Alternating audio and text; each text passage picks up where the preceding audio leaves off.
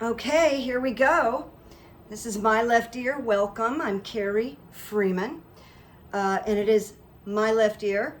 That's how I get information if you've never been here before. And this YouTube channel is largely political, if not all, but largely, and it is left-leaning. And I'll tell you something funny. When I came up with the idea to call this My Left Ear, I wasn't even thinking of politics.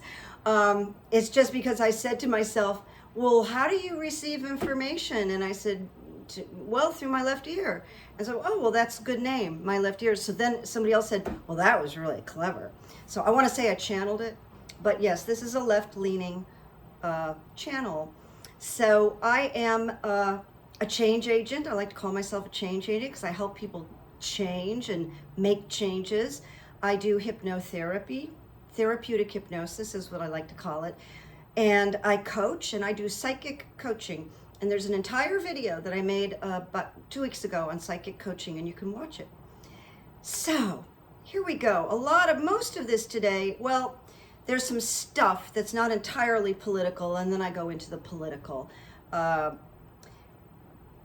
first thing I wrote, okay, deep breath, forgot about my deep breath, or your deep breath. It's a beautiful day in California, by the way. My left ear feels like there's going to be some big surprise coming in the next week to 10 days. I wish I could tell you more, and if I get more information, I'll put it on my community page or I'll pop in. But I'm just telling you something kind of big and blockbuster coming up politically in the next week to 10 days. I want to start off talking about Bill Gates because there's been something just niggling me for the last week about Bill Gates, and I've never taken a big interest in him other than to admire what he's accomplished. And I read a lot about how he developed his skills as a young man and in college, and that was really interesting. But as you know, or probably know, Bill and Melinda Gates have been married 27 years, very suddenly announced their divorce. Now, from what I've read and what I've heard, they knew about this quite in advance, but they managed to keep the cap on it for whatever reasons, probably because they're multi-billionaires. So, okay, people do get divorced after 27 years. It's not that shocking. But I started to read some things. And okay, these are the things I read, and I believe are pretty accurate.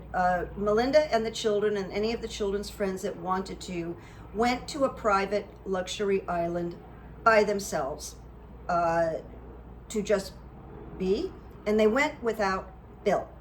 And the reports are that they're all very angry at Bill, but we don't know what they're angry about. Other reports is that right before the divorce was announced, Bill moved billions into Melinda's stocks. So he moved billions into her stocks, or I don't know if you say stock options. I don't play, so I don't know what the terminology, but he moved billions into her stocks. That gives me the feeling like he knew something is coming beyond the divorce, because evidently they worked a lot of stuff out. And then I started to read more about Bill's association with Jeffrey Epstein, and he did play it down and said no, he had never been on the private jet, but in fact he had. And he had visited the New York mega apartment that Jeffrey Epstein owned a number of times. It doesn't say how many. I don't think anybody knows. It is reported that Melinda Gates was very uncomfortable around Jeffrey Epstein and very uncomfortable about being in his home. She found it very weird, and that she didn't like Bill's association. I don't know if you can call it a friendship. Now, what they report is that Jeffrey and Bill were getting together to discuss philanthropic ventures. So the other thing, while I was poking around, And this is between a man and a wife. This is between a husband and a wife. If they have an agreement, they have an agreement. It's, but it is a little weird. They had an agreement that Bill could go like 1 week or 2 weeks out of the year and spend them in a private house with his ex-girlfriend, and did this year after year. Remained very good friends with this ex-girlfriend and would go alone, the two of them, at her house on the beach. Melinda reportedly didn't mind, and but it's a little weird. Well, what it tells my left ear is that he's got a little something that a lot of geniuses have. They're a little off, they're a little tweaked. Something unusual is in his personality, my left ear. Then the last thing that is making me just go, what? The things that I'm thinking, I'm alluding to here because it's very serious material. So I'm just sharing with you pieces of a puzzle that I think are suspect or ominous. The other thing is that Jeffrey Epstein was famous for having, very high-end parties at his mansion in Manhattan. And evidently, there's some email from Bill Gates saying, that he was at Epstein's house late that previous night for a party when a very attractive woman from Finland or Sweden came in with her daughter. I mean, that's really weird. Just to think of any teenage daughter with their parent at Jeffrey Epstein's mansion is really weird. But Bill went out of his way to mention, so he stayed a little bit longer, and I thought that was odd too. So we will see. My left ear has put me on alert, and I'm not alone. I wrote about this in veiled manner on Twitter, so I wouldn't get kicked off Twitter. And other people, someone that I respect a lot who has a podcast, said definitely something ominous is happening here. So we wait. And okay. Now, William Barr, he lied about the Mueller report. Now, most of us knew that. Most of us were in shock when he got up and made a speech about, Trump will never be indicted, and there's nothing in this report, and everybody pretty much knew what Barr was doing, but that position is very powerful. The AG is very powerful. So he and Rod Rosenstein, just went out of their way to make sure nothing would happen to the former guy. And then just blacklined, just blacked out all kinds of damning things in the Mueller report. So this veteran judge, Amy Berman Jackson, ripped him a new one publicly this week. She read through everything, and she accused Barr of lying to Congress, that he planned to obstruct the Mueller report, along with Rod Rosenstein, while acting very innocent, all to protect 45. And she demands that the Mueller report be released, unredacted. Now, I don't think you and I get to see it, but the right people get to see it, Merrick Garland and all that. So we're going to see Merrick Garland looking at this seriously, and that's my left ear. It's awkward to go after a previous AG, but Merrick Garland is, from all I can tell and have studied, is by the books kind of a guy. You're guilty, you're guilty. If you're really suspicious, you're going to get investigated. So let's wait for that. Something is probably going to happen here with Bill Barr and what he did. He did so much moving of the parts to protect 45. The COVID relief bill that was just passed by Joe Biden, where we got some money and got the extended employment and all that. Well, you may or may not know this, but a lot of Republicans are taking credit for it that voted no. Swear to God, although that probably shouldn't surprise you, they're taking credit for look what I did. Isn't it wonderful? but they voted no. So somebody or some organization put up a huge billboard about Marco Rubio, I think it must be in Florida, that he voted no, and he is not responsible for your unemployment or your relief checks. I wish we could get these billboards plastered all over the United States and target all these Republicans who voted no, and not allow them to convince their constituents that they did that, because that is a gross lie. So I hope we get to call them out. It's really interesting about the polls. The polls are showing that Republican citizens are liking what Joe Biden is doing for the most part. His approval is pretty high. And Republican citizens are excited about the infrastructure. They seem to understand it would benefit everybody. There would be so much employment and improvement and strengthening. Now, what's weird about this is at the same time, I hate to say her name, QAnon Margie, and the former guy are receiving huge amounts of donations, just enormous amounts of donations. She's getting donations in the millions, this crazy woman.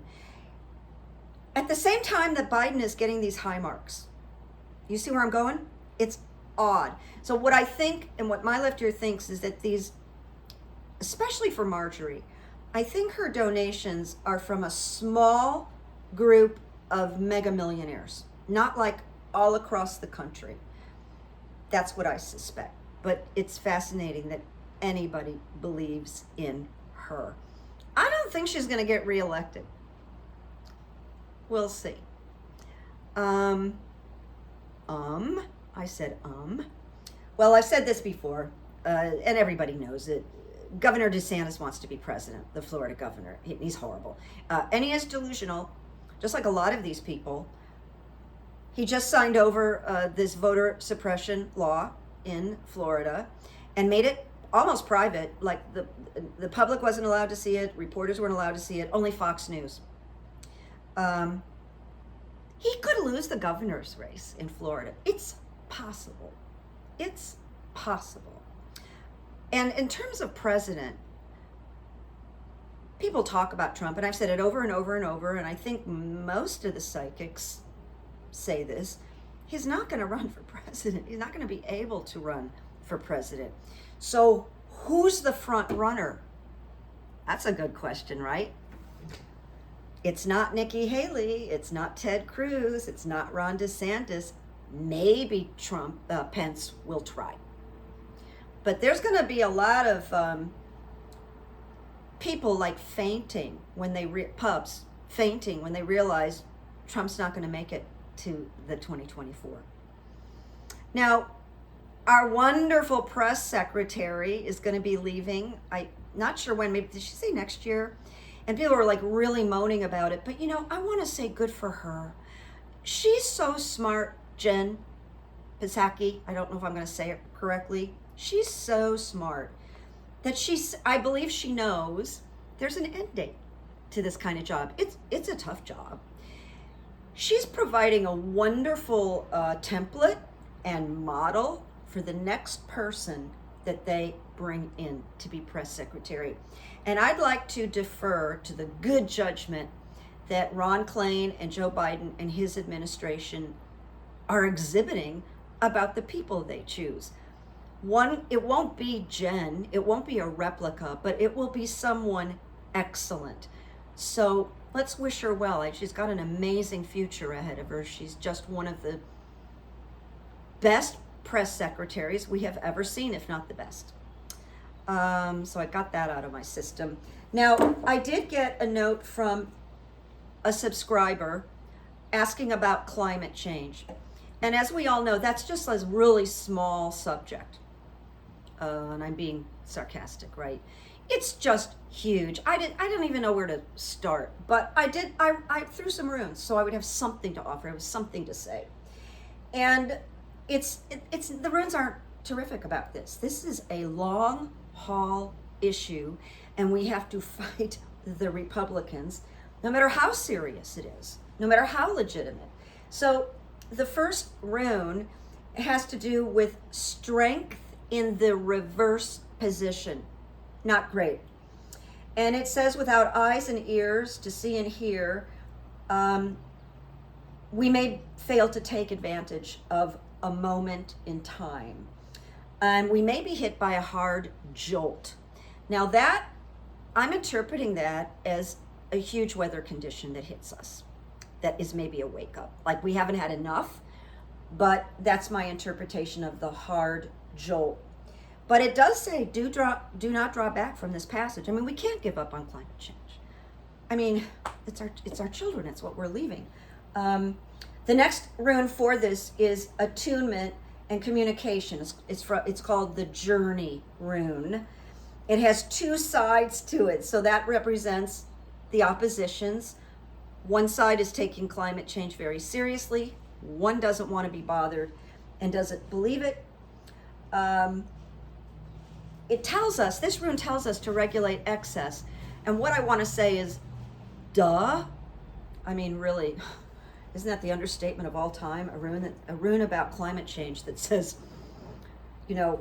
regulate excess. And so the last rune is about signals. And it tells us to expect the unexpected, that there is a call to a new life. It's just a little bit hopeful. Realistically, I don't think there's anybody that can say we're going to make big, fast changes to climate change. But the administration is working on it big time. And John Kerry and some very powerful people. But my runes indicated, a big struggle. Other positive things will happen first. Not that we can afford that, and I am not an expert on climate change. I just need to let you know that. MLE, the Arizona audit, it's going to backfire on them. There's all kinds of tricky dicky things that are going on with that. It's going to get investigated. They're going to get in trouble. And somebody spent a lot of money on this. Republicans insist on winning in the face of rock solid evidence. There's going to be a lot of lawsuits around Arizona. And then, of course, other states are following.